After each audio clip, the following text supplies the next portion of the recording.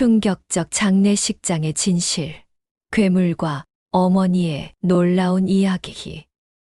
그날 밤, 나는 내 아들의 얼굴에서 인간의 빛이 완전히 사라지는 순간을 보았다. 내 눈앞에서 남편의 가슴을 찌르던 그 칼, 그리고 번뜩이던 눈빛. 그 모든 게 아직도 눈꺼풀 안쪽에 생생하다. 늦은 밤이었다. 남편은 서재에 앉아 계산기를 두드리고 있었고, 나는 안방에서 이불을 개고 있었다. 평소와 다름없는 밤처럼 보였다. 하지만 내 가슴 속에 날 수 없는 불안이 흘러다녔다. 낮에 있었던 일이 떠올랐기 때문이다. 한상이가 아버지를 향해 소리쳤다. 차 하나 사달라는 게 그렇게 큰 죄냐고. 남편은 단호하게 잘라 말했다. 내가 벌어서 살아. 더는 안 된다. 나는 그 옆에서 중얼거리듯 애써 말했다. 애가 아직 철이 덜 들어서 그렇다고. 이번 한 번만 더 눈 감아 주자고. 남편은 날 똑바로 보며 한마디 했다. 더는 안 된다. 이 이상은 저 녀석을 망치는 일이다. 그 말이 옳다는 걸 알면서도 나는 끝내 고개를 끄덕이지 못했다. 어머니 마음이란 게 원래 그렇다. 그런데 안방 불을 끄려던 순간 쾅 하고 문이 열렸다. 나는 그 자리에 얼어붙었다. 문 앞에 선 건 내 아들 한상이었다. 상반신은 알몸이었고 땀으로 젖은 어깨 위로 차갑게 번들거리는 칼 두 자루가 보였다. 그의 눈빛은 낯설었다. 아이라고 부르던, 내 아들이라 믿었던 그 모습은 온데간데 없었다. 그는 낮게 중얼거렸다. 아버지, 당신이 날 버렸어. 당신이 날 끝장냈어. 그리고는 서재 쪽으로 발을 옮겼다. 나는 그 자리에서 굳어버렸다. 아니길 바랐지만 이미 알고 있었다. 서재 문이 벌컥 열리는 소리와 함께 남편의 목소리가 들렸다. 이 녀석, 지금 무슨 짓을 하는 거야? 그리고 곧이어 퍽 살을 가르는 소리가 공기를 찢었다. 나는 본능적으로 서재 앞까지 달려갔다. 문틈 사이로 보이는 장면은 내 눈과 가슴을 산산이 부수었다. 남편이 가슴을 움켜쥔 채 비틀거렸다. 그리고 그 가슴에 깊이 박힌 건 아들의 칼이었다. 남편의 눈이 커지며 내 쪽을 향했다. 놀라움, 배신감, 그리고 말하지 못한 절규가 섞인 눈빛이었다. 나는 목이 터져라 외쳤다. 안 돼, 제발 멈춰. 그러나 내 목소리는 공기 속에서 금세 흩어졌다. 한상이는 멈추지 않았다. 칼을 빼내더니 다시 내리꽂았다. 퍽퍽 살이 찢기며 벽에 피가 튀었다. 바닥으로 붉은 물결이 번졌다.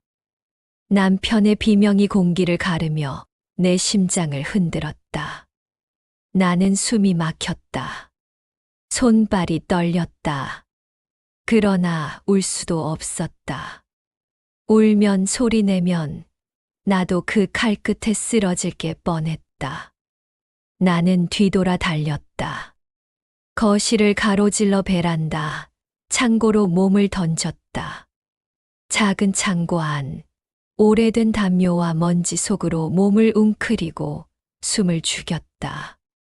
손으로 입을 막고 이가 부딪히지 않게 혀끝을 세게 깨물었다. 심장이 터져 나오려는 듯 뛰었지만 나는 죽은 듯 가만히 있었다. 문틈 사이로 한상의 발소리가 들려왔다. 철컥 칼을 내려놓는 소리. 거친 숨소리가 거실을 메웠다. 그 발소리가 점점 베란다 쪽으로 다가왔다. 나는 그 순간 숨조차 멈췄다. 그림자가 문틈에 드리워졌다. 손잡이를 잡을까, 문을 열까. 시간이 얼어붙은 듯 흐르지 않았다. 그러나 잠시 후 발소리는 멀어졌다. 현관문 자물쇠가 덜컥거렸고 이내 닫히는 소리가 들렸다. 나는 눈물이 쏟아졌지만 울 수 없었다. 그 대신 코끝에 스미는 새로운 냄새가 나를 덮쳤다. 휘발유 냄새, 고지어 퍽, 성냥이 켜지는 소리. 잠시 후 불길이 치솟았다. 열기가 창고 안으로 밀려들었다. 숨이 매캐하게 막혔다. 기침이 터져 나오려 했지만 이를 악물고 버텼다. 나는 창고 벽을 두드렸다. 살려주세요. 제발 여기 사람이 있어요. 손바닥이 아프게 부딪히는 소리에 겨우 희미한 목소리가 들려왔다. 여기 사람 있습니다. 문 뒤쪽 확인. 쇠도구가 문을 비집는 소리. 그리고 문이 열리자 차가운 공기가 밀려들었다. 나는 그대로 앞으로 쓰러졌다. 소방관의 팔이 날 붙들었다. 괜찮으십니까? 숨이 많이 가쁘십니다. 나는 간신히 고개를 끄덕였다. 목이 타들어가는 듯해서 말조차 나오지 않았다. 눈을 뜬 곳은 병원이었다. 주변엔 친척들이 모여 있었다. 다들 나를 기적처럼 살아난 사람이라 불렀다. 그러나 나는 알고 있었다. 이것은 기적이 아니라 운명이었다. 내가 살아남은 건 그 아이의 죄를 세상에 드러내라는 마지막 사명 때문이었다. 며칠 뒤 장례식이 열렸다. 영정 앞에 향이 타들어가는 사이 나는 멍하니 앉아 있었다. 한상이는 부모를 잃은 불쌍한 아들로 변해 있었다. 곡을 하다 쓰러지고 친척들에게 매달리며 울었다. 사람들은 그를 두고 착한 아들이라고 했다. 그러나 나는 알고 있었다. 그 얼굴 뒤에 감춰진 괴물의 눈빛을. 나는 속으로 다짐했다. 내가 살아남은 이유는 단 하나. 내가 저지른 죄를 끝까지 세상에 드러내는 것. 위선의 무대 장례가 끝나던 날, 나는 내 심장이 더는 피를 돌리지 못할 것만 같았다. 남편의 영정 앞에 앉아 있으면 숨이 막혀왔고, 곡소리가 울려 퍼지는 빈소는 마치 무대 같았다. 무대 위의 주인공은 내 아들이었다. 사람들 앞에서 그는 무릎을 꿇고 울부짖었다. 아버지, 어머니, 저를 두고 어찌 가십니까? 눈물을 쏟아내듯 고개를 흔들고 친척들의 품에 안겨 쓰러졌다. 사람들은 혀를 찼다. 저 어린 나이에 부모를 잃고 어쩌냐고. 이제 장남이 집안을 책임져야 한다고. 나는 그 말들을 가만히 들었다. 목구멍까지 올라오는 비명이 있었다. 그러나 나는 차갑게 눌러 삼켰다. 나는 알고 있었다. 저 눈물은 진짜가 아니었다. 나는 그 밤을 보았다. 그의 손에 칼이 들려 있었고, 그의 눈빛 속에 살기가 불타고 있었다. 그가 울 때마다 내 눈앞엔 칼끝이 다시 번뜩였다. 사람들이 모두 돌아간 빈소, 깊은 밤, 향 냄새만 남은 영정 앞에서 나는 무릎을 꿇었다. 여보, 내가 살아남았어. 살아남은 이유를 이제 알 것 같아. 내 목숨은 저 아이의 죄를 밝히기 위해 붙잡힌 거야. 내 눈에서 눈물이 흘러내렸다. 그러나 그것은 슬픔의 눈물이 아니라 결심의 눈물이었다. 며칠 뒤 경찰이 집으로 찾아왔다. 형사 두 사람이 검은 서류 가방을 들고 거실에 앉았다. 어머니, 혹시 사건 당일 특별히 기억나시는 게 있으십니까? 나는 그 질문 앞에서 손이 떨렸다. 머릿속에서 두 개의 목소리가 싸웠다. 아직은 말하지 마라. 아직은 피 붙이지 않느냐. 아니, 이제는 말해야 한다. 더 늦으면 아무도 모른다. 나는 조심스럽게 입을 열었다. 나는 그날 밤 베란다 창고에 숨어 있었습니다. 문틈으로 불빛과 그림자를 보았고 성냥을 켜는 소리도 들었습니다. 그리고 발소리가 거실을 가로질렀습니다. 그 발소리는 분명 제 아들의 발소리였습니다. 형사의 눈빛이 번쩍였다. 하지만 그는 차분하게 고개를 끄덕였다. 중요한 말씀을 해주셨습니다. 다만 아직은 증거가 더 필요합니다. 어머니께서 용기 내주셔야 합니다. 그 말이 내 가슴에 돌처럼 내려앉았다. 용기. 그날 창고 안에서 숨죽이며 이를 악물던 내 모습이 떠올랐다. 그때도 살아남기 위해 이를 악물었고 오늘도 진실을 위해 이를 악물어야 했다. 아들은 여전히 나를 속이고 있었다. 장례식이 끝난 뒤 그는 내 앞에서 말했다.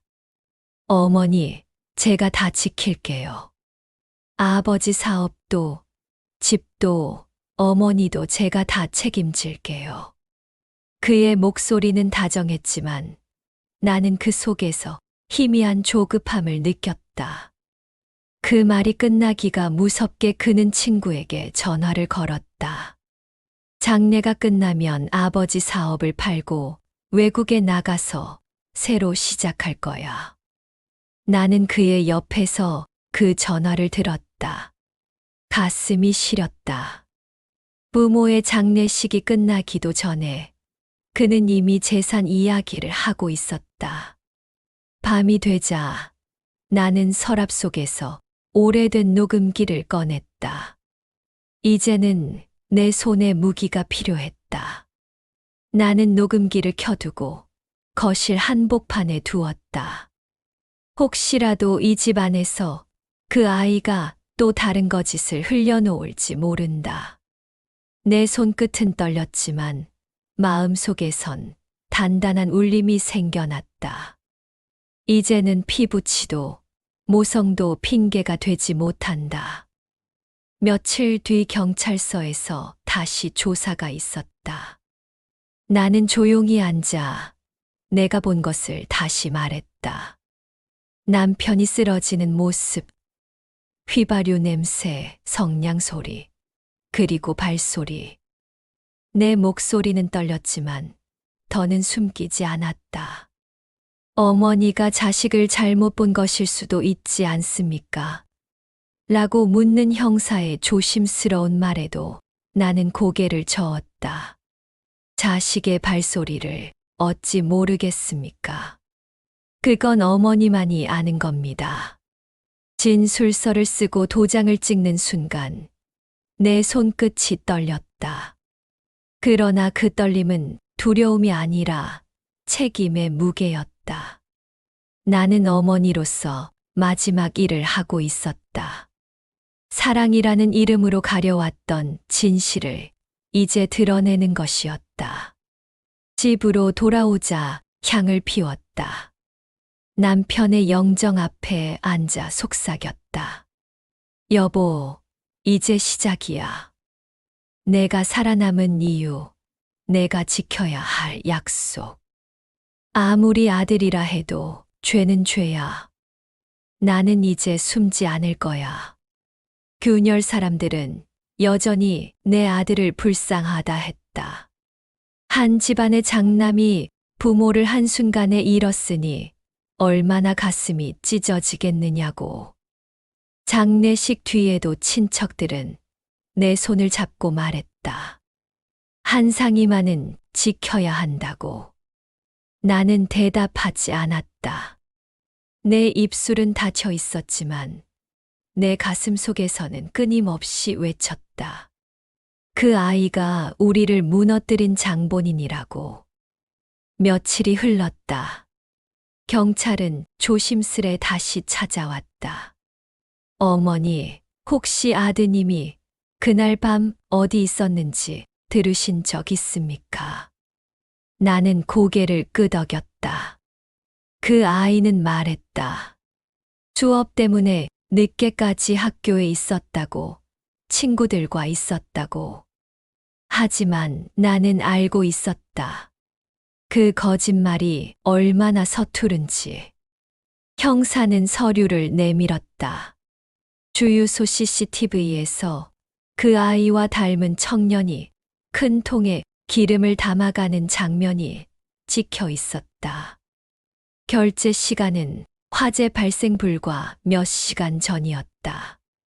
나는 그 종이를 바라보았다. 숨이 막혔다. 내 눈앞에 아들의 뒷모습이 겹쳐졌다. 불길 속에서 성냥을 켜던 그 손, 기름 냄새가 스며 있던 그 옷. 나는 다시 고개를 끄덕였다. 형사는 조심스레 말을 이었다. 화재 현장에서 샤워실 배수구에서 혈흔 반응이 검출됐습니다. 루미노를 뿌리니 강하게 반응이 나왔습니다. 나는 몸이 굳었다. 그 밤, 내 아들이 샤워를 하고 나온 흔적. 그의 머리카락에 피가 묻어 있었지만 그는 머리를 감지 않았다. 그게 결국 증거가 된 것이다. 나는 병실 침대에 앉아 머리를 감싸쥐었다.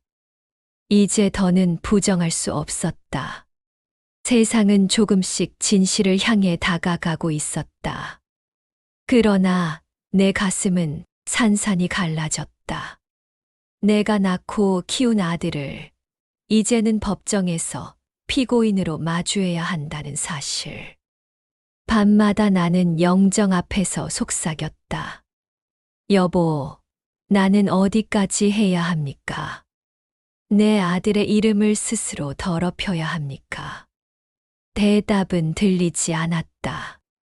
그러나 향이 꺼져갈 때마다 내 마음에 하나의 결심이 더해졌다. 그래, 나는 끝까지 해야 한다. 숨으면 안 된다. 한상이는 여전히 태연했다. 친구와 통화하며 웃음을 터뜨리기도 하고, 친척들 앞에서는 슬픔에 잠긴 얼굴을 하고 앉아 있었다. 나는 그 두 얼굴을 동시에 보았다. 그리고 더는 모른 척할 수 없다는 걸 깨달았다. 경찰은 다시 나를 불렀다. 나는 진술서에 차분히 적었다. 내가 본 것, 내가 들은 것, 내가 맡은 냄새. 문틈 사이로 보았던 아들의 그림자, 서재에서 남편이 쓰러지던 장면, 성냥이 켜지던 소리. 그리고 베란다 앞에 멈췄던 발소리. 내 손은 떨렸지만 글씨는 분명히 종이 위에 새겨졌다. 나는 알고 있다. 이 진술 한 장이 내 아들의 삶을 무너뜨릴 수도 있다는 것을. 그러나 나는 더 이상 모성이라는 이름 뒤에 숨지 않는다. 내가 낳은 아이일지라도 죄는 죄다. 그 죄를 덮어주면 결국 내가 또 다른 죄인이 된다. 집으로 돌아와 향을 피웠다. 남편의 사진을 바라보며 중얼거렸다. 여보, 이제 시작이야. 작은 균열이 벌어졌다. 이제 곧 그 아이의 가면이 무너질 거야. 나는 끝까지 지켜볼 거야. 나는 아직도 스스로에게 묻는다. 정말 저 아이가 내 아들인가. 10달 품어 안고 젖 먹이며 키우고 밤마다 열이 날 때 머리맡을 지키던 그 아이가 맞는가. 그러나 답은 언제나 같다. 맞다. 하지만 그럼에도 불구하고 저 아이가 칼을 들었다. 핏줄이라는 이유로 더는 가릴 수 없는 사실이 내 가슴을 찔렀다. 경찰은 증거들을 하나둘 보여주었다. 화재 직전 아들이 주유소에서 기름을 담아간 장면이 찍힌 CCTV. 현관 바닥에서 검출된 기름 성분. 샤워실 배수구에서 터져 나온 혈흔 반응. 나는 숨이 막혔다. 그 모든 것이 그날 밤 베란다 창고에 숨어들었던 내 기억과 정확히 겹쳐졌다.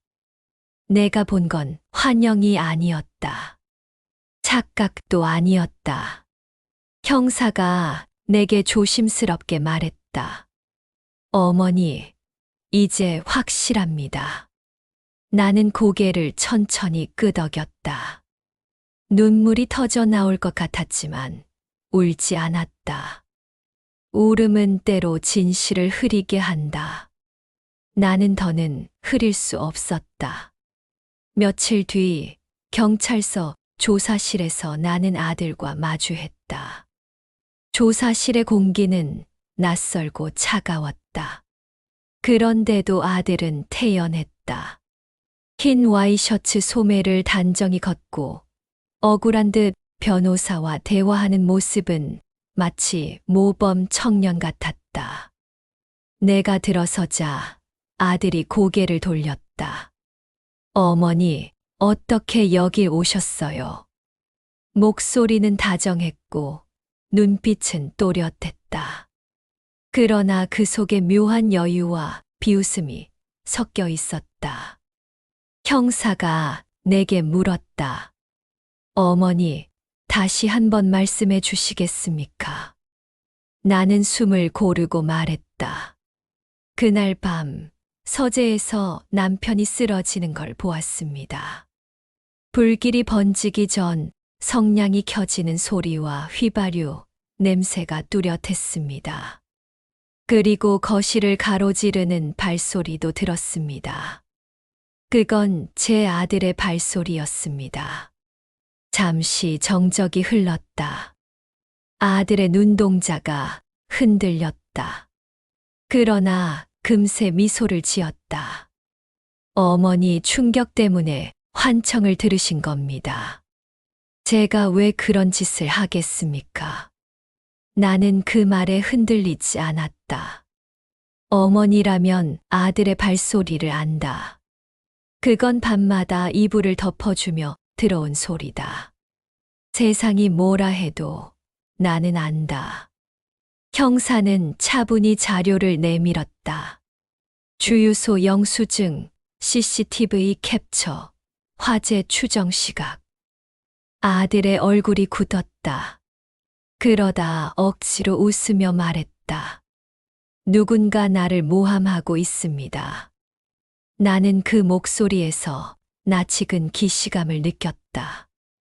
어릴 적 거짓말을 하던 습관.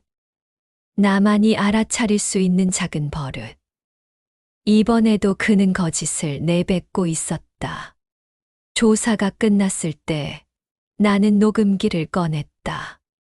며칠 전 집에서 그 아이가 남긴 말이 고스란히 담겨 있었다. 장례가 끝나면 아버지 사업을 정리하고 외국으로 나가 새로 시작하겠다. 그 말이 내 귓가에서 다시 흘러나왔다. 나는 그 녹음기를 두 손으로 움켜쥐며 다짐했다. 이제는 숨기지 않겠다. 이 목소리까지 세상에 내놓겠다. 집으로 돌아와 향을 피웠다. 영정 앞에 앉아 속삭였다. 여보, 이제 돌이킬 수 없어. 내가 증언했고 경찰이 증거를 잡았다. 아들의 가면이 무너지는 걸 나는 끝까지 지켜볼 거야. 이 집의 마지막 어른으로서 내 목숨이 다할 때까지. 향은 다 타서 제가 되었지만 내 안의 불은 꺼지지 않았다. 이제 겨우 시작일 뿐이었다. 법정에 들어서는 순간 숨이 막혔다. 차가운 공기가 피부를 파고들었고 내 발걸음은 돌덩이처럼 무거웠다. 나는 오늘 내 아들을 증언대에서 마주해야 했다. 핏줄을 지키려는 본능과 진실을 드러내야 한다는 책임이 서로를 물어뜯는 듯 했다. 방청석엔 친척들이 모여 있었다. 어떤 이는 눈을 감고 기도를 했고, 어떤 이는 내 얼굴을 피했다. 아들을 두둔하는 이도 있었고, 이미 속으로 그를 포기한 이도 있었다. 나는 그 시선들 사이에 서 있었다. 피고인석에 앉은 아들이 눈에 들어왔다. 검은 정장을 입고 머리를 말끔히 빗어 넘긴 모습. 장례식장에서 통곡하던 얼굴이 아니라 오늘은 억울함에 찬 청년의 얼굴이었다. 그 얼굴을 보자 내 가슴이 철렁 내려앉았다. 저 모습이야말로 사람들이 보고 싶어 하는 얼굴이니까. 판사가 서류를 확인하고 입을 열었다. 피고인 박한상 존속살해와 방화 혐의로 기소되었습니다. 목소리는 차분했지만 그 한마디가 내 귓가에 망치처럼 울렸다. 존속살해. 그 단어는 내 뼈를 갈아 넣는 듯한 고통이었다. 검사가 먼저 증거를 제시했다. 주유소 CCTV 영상, 기름통 결제 내역, 화재 발생 시각, 샤워실에서 발견된 혈흔 반응, 머리카락 끝에서 검출된 혈액 성분, 그리고 내 첫 번째 진술서. 하나씩 나열될 때마다 내 손끝이 떨렸다. 그날의 기억이 다시 내 눈앞에 겹쳐졌다. 불길, 성냥, 휘발유 냄새, 그리고 거실을 가로지르던 발소리. 변호사가 일어섰다. 피고는 부모를 잃은 충격으로 혼란스러운 상태였을 뿐입니다. 화재는 사고였으며 검찰의 주장은 억측일 뿐입니다. 그의 목소리는 단단했고 어쩐지 사람들의 고개가 끄덕여지는 것 같았다. 내 안에서 불안이 요동쳤다. 이러다 그 아이의 거짓이 다시 세상을 덮는 게 아닐까. 그리고 드디어 판사가 내 이름을 불렀다. 증인석에 앉는 순간 숨이 거칠게 몰아쳤다. 판사가 조용히 물었다. 어머니, 사건 당일의 상황을 말씀해 주십시오. 나는 눈을 감았다 뜨며 그날 밤을 꺼내왔다. 서재에서 남편이 쓰러지는 걸 봤습니다. 피가 튀었고 비명이 울렸습니다.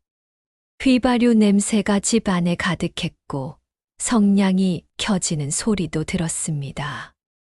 그리고 거실을 가로질러 간 발소리가 있었습니다. 그것은 제 아들의 발소리였습니다. 방청석이 술렁였다. 나는 떨렸지만 눈빛만큼은 단호했다. 아들의 얼굴을 바라봤다. 아들은 씩 웃으며 고개를 저었다. 어머니 충격 때문에 환청을 들으신 겁니다. 제가 왜 그런 짓을 하겠습니까? 그 말에 방청석에서 탄식이 흘렀다. 많은 이들이 그 말에 흔들리고 있었다. 나는 가만히 숨을 고르고 다시 말했다. 나는 어머니입니다. 자식의 발소리를 압니다. 밤마다 뒤척이는 소리만 들어도 누구인지 아는 게 어머니입니다. 그날 나는 틀림없이 들었습니다. 그건 제 아들의 발소리였습니다. 순간 아들의 얼굴에서 웃음기가 사라졌다. 눈빛이 흔들렸다. 그 작은 흔들림이 내 눈에는 크게 보였다. 가면에 처음으로 틈이 생긴 순간이었다. 검사는 이어서 녹음기를 증거로 제출했다. 장례식 직후 아들이 내 앞에서 했던 말. 장례가 끝나면 아버지 사업을 정리하고 외국에 나가겠다. 그 목소리가 법정 스피커에서 흘러나왔다. 방청석이 다시 술렁였다. 사람들의 시선이 아들을 향했다. 나는 증언대에 앉아 있었다. 몸은 떨렸지만 마음은 단단해졌다. 이제는 더 이상 숨을 수 없었다. 핏줄이라는 이름 뒤에 숨어서는 안 된다. 판사가 조용히 말했다. 증언을 마치셔도 좋습니다. 나는 고개를 끄덕이며 자리에서 내려왔다. 내 발걸음은 무겁지 않았다. 오늘 나는 내 몫을 다했다는 확신이 있었다. 그날 밤 집에 돌아와 영정 앞에 앉았다. 여보, 오늘 내가 했어. 내가 떠난 그날, 내가 살아남은 이유. 이제 세상에 드러내기 시작했어. 아직 끝나지 않았지만 나는 멈추지 않을 거야. 향이 타들어가며 죄가 되었다. 나는 그 죄를 바라보며 마음속으로 중얼거렸다. 아들의 가면은 결국 무너질 것이다. 그 순간까지 나는 증언할 것이다. 어머니라는 이름으로 마지막까지. 재판이 끝나고 집으로 돌아온 날, 나는 영정 앞에서 오래도록 앉아 있었다. 향이 타들어가며 공기 속에 연기를 남겼다. 나는 스스로에게 물었다. 나는 잘한 걸까? 핏줄을 법정에 세운 어머니가 정말 옳은 일을 한 걸까? 그러나 마음 한구석은 또렷하게 대답했다. 옳다. 누군가는 말해야 했다. 숨죽이며 사라질 수는 없었다. 내가 본 것을, 내가 들은 것을, 내가 맡은 냄새를 증언하는 것. 그게 내가 살아남은 이유였다. 하지만 아들은 물러서지 않았다. 그는 조사와 재판에서 끝까지 억울하다고 주장했다. 누군가 자신을 모함한다고, 자신은 부모를 죽일 이유가 없다고. 그 목소리는 사람들의 마음을 흔들었다. 심지어 내 친척들 중 일부는 나를 조용히 불러 말했다. 언니, 혹시 착각한 거 아닐까? 충격에 잘못 본 거 아닐까? 그 말이 내 귀에 들어올 때마다 가슴이 갈라졌다. 나는 그날 밤 베란다, 창고의 공기를 다시 떠올렸다. 숨이 막혀 기절하기 직전까지 참았던 그 순간. 성냥이 켜지던 소리, 휘발유 냄새, 불길이 퍼지던 장면. 그리고 발소리. 그 발소리를 어떻게 잊을 수 있단 말인가. 내 살과 피로 맺어진 아들의 발소리였다. 검찰은 추가 증거를 내놓았다. 아들이 화재 이후 친구에게 보낸 메시지. 장례 끝나면 사업을 정리하고 외국으로 떠나겠다는 말. 친구는 증언을 망설였지만 결국 법정에서 그 내용을 인정했다. 그 순간 아들의 얼굴이 굳어졌다. 그러나 곧이어 그는 울음을 터뜨렸다. 아버지가 갑자기 쓰러져서 너무 놀랐을 뿐이라고. 불이 난 건 사고라고. 내 증언과 모든 증거가 억울한 착각일 뿐이라고. 나는 증인석에 앉아 그 울음을 바라보았다. 내 가슴이 또다시 흔들렸다. 저 울음이 진짜라면 내가 무슨 짓을 하고 있는 걸까? 내 손으로 내 아들을 끝장내는 걸까? 내 마음은 요동쳤지만 그러나 나는 안다. 저 울음은 내가 수없이 본 가짜 울음이었다. 사고를 치고 아버지에게 혼날 때마다 내 품으로 달려와 살려달라며 울던 그 얼굴. 나는 그 얼굴에 몇 번이고 속았다. 그러나 이번만은 속을 수 없다. 그날 밤 집으로 돌아와 거실 불을 끄고 앉았다. 불이 꺼진 거실은 어두웠지만 내 눈엔 여전히 불길이 번졌다. 그날의 냄새가 살아 돌아왔다. 나는 두 손으로 귀를 막았다. 그러나 막을 수 없었다. 아들의 목소리가 여전히 귓가에서 울리고 있었다. 어머니, 제가 왜 그런 짓을 하겠습니까? 그 말이 바늘처럼 가슴에 꽂혔다. 나는 다시 녹음기를 꺼냈다. 그 안에는 장례식 직후 아들이 흘린 말들이 고스란히 담겨 있었다. 다 내 거야. 이제 다 내 거라고. 그 웃음 섞인 목소리가 방 안을 가득 메웠다. 나는 그 소리를 들으며 눈을 감았다. 그래, 이게 진짜야. 내 얼굴 뒤에 감춰진 민낯. 나는 그걸 세상에 보여줘야 한다. 다음 재판이 열리던 날, 법정 안공기는 더 무거웠다. 아들은 고개를 숙이고 있었다.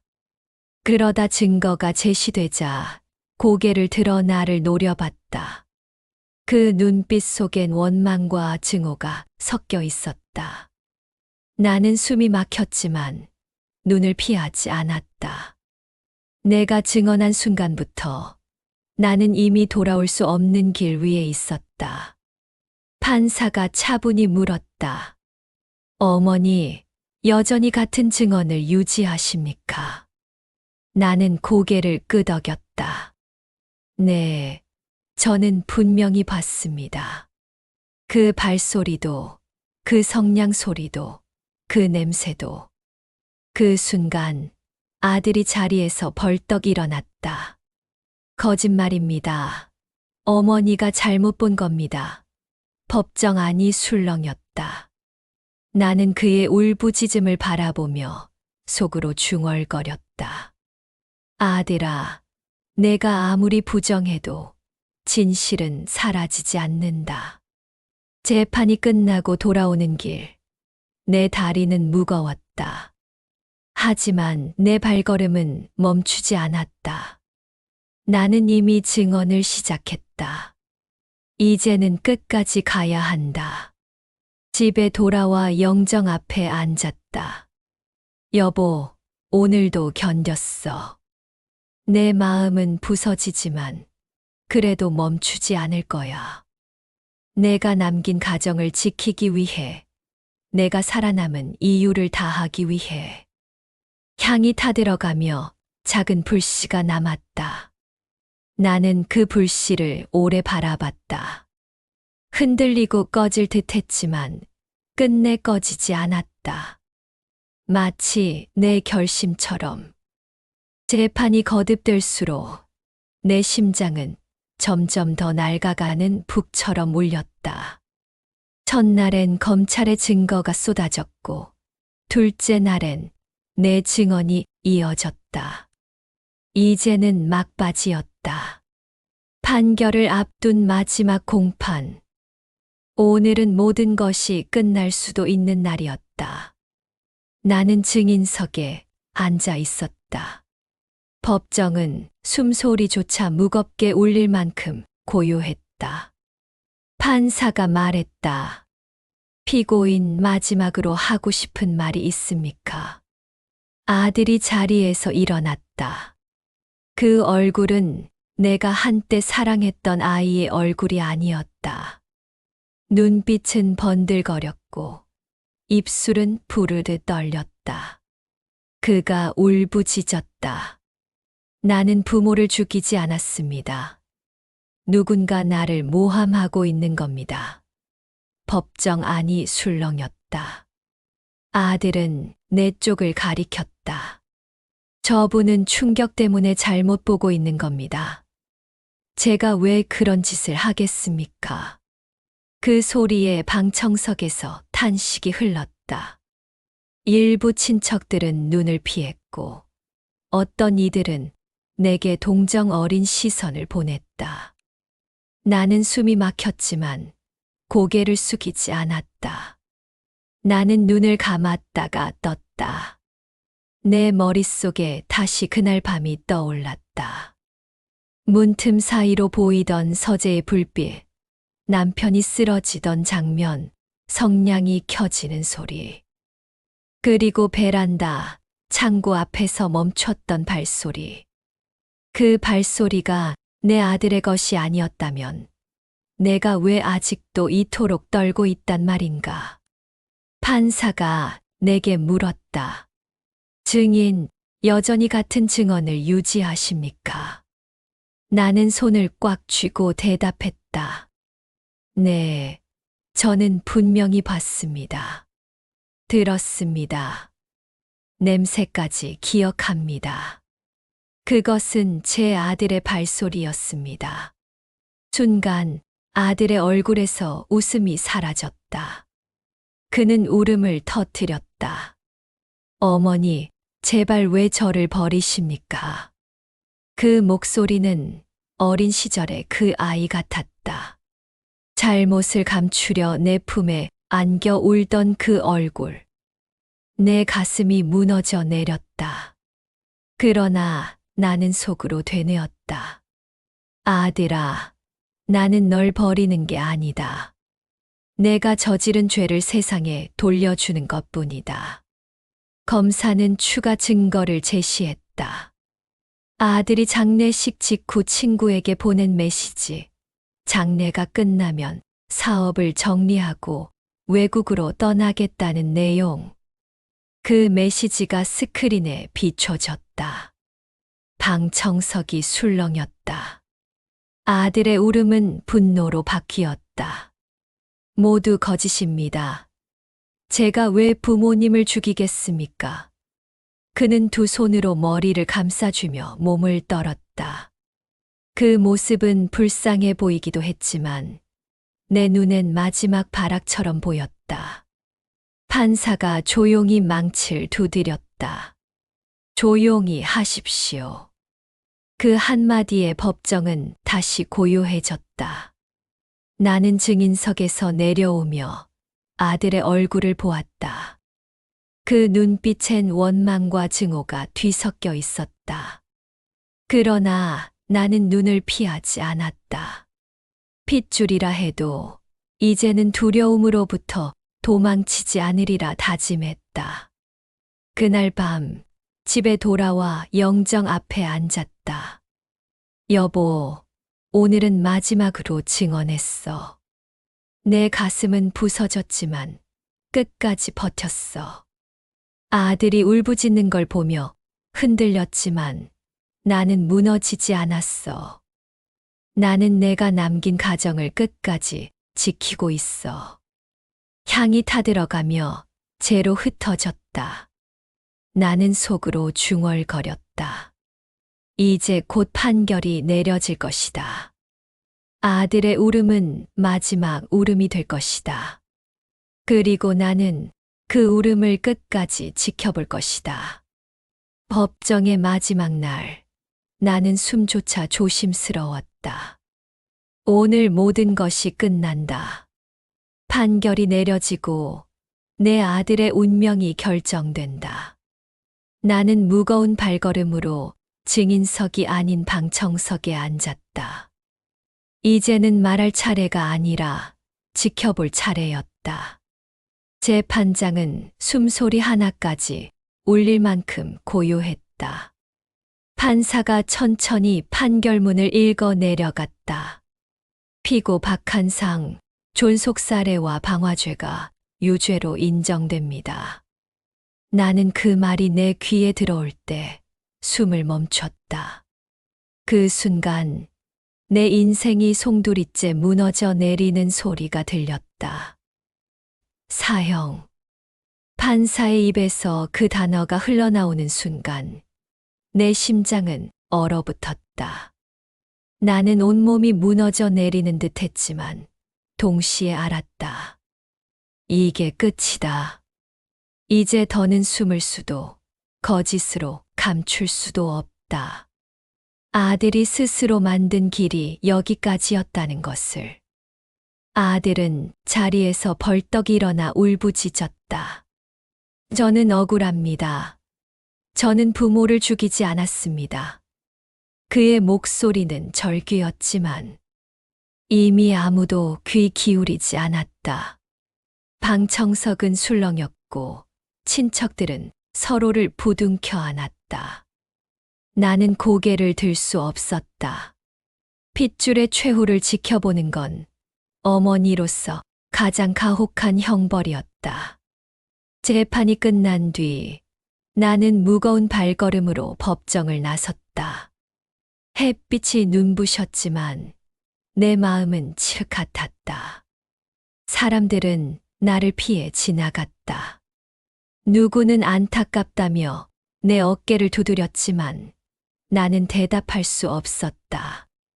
내 안엔 오직 공허만이 남아 있었다.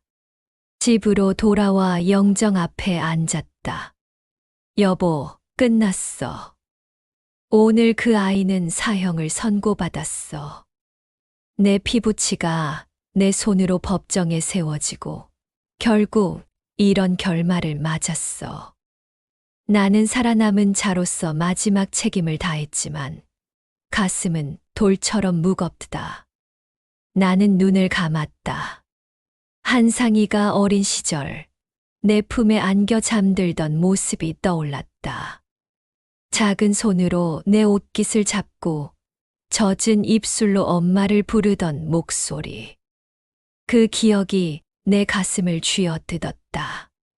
그러나 나는 안다. 그때의 아이는 이미 오래전에 사라졌다는 걸. 내 눈앞의 청년은 욕망과 분노의 눈이 멀어 괴물이 되어 있었다는 걸. 사람들은 말할 것이다. 이 사건은 돈 때문이었다고. 재산을 노린 패륜의 끝이라고. 하지만 나는 다르게 생각한다. 이건 어머니로서 내가 단호하지 못했던 죄의 결과였다. 나는 늘 감싸고 덮고 눈을 감았다. 사랑이라는 이름으로 괴물을 키운 건 나였다. 나는 영정 앞에 머리를 숙였다. 여보, 미안해. 끝까지 단호하지 못한 내 탓이야. 하지만 이제는 알겠다. 어머니라는 이름은 끝없는 용서만이 아니라 때로는 칼보다 날카로운 엄격함이 필요하다는 것을. 나는 이제서야 배웠다. 너무 늦게. 향이 다 타들어가고 방 안엔 연기만 남았다. 나는 그 연기를 바라보며 속으로 다짐했다. 내가 남은 생을 어떻게 살아야 하는지. 아들을 용서할 수는 없지만 그렇다고 미워하며 살 수도 없다. 내가 할 수 있는 건 단 하나. 오늘의 이야기를 끝까지 기억하고 다른 어머니들이 같은 잘못을 반복하지 않도록 전하는 것. 나는 창문을 열었다. 바람이 방 안으로 밀려 들어왔다. 나는 눈을 감고 숨을 깊게 들이마셨다. 가슴이 무겁지만 나는 여전히 살아 있었다. 그리고 살아있는 한 나의 증언은 끝나지 않는다. 아들의 그림자는 사라지지 않겠지만 그 그림자에 짓눌리지도 않겠다. 나는 오늘을 끝으로 내 삶을 다시 시작할 것이다. 핏줄의 그림자 속에서도 나는 마지막까지 어머니로서 책임을 다했다. 여러분은 어떻게 보셨나요? 핏줄이라도 죄를 덮어줘야 한다고 생각하시나요? 아니면 진실을 끝까지 밝혀야 한다고 보시나요? 혹시 여러분이라면 어머니의 자리에 서서 어떤 선택을 하셨을까요? 댓글로 여러분의 생각을 꼭 들려주세요.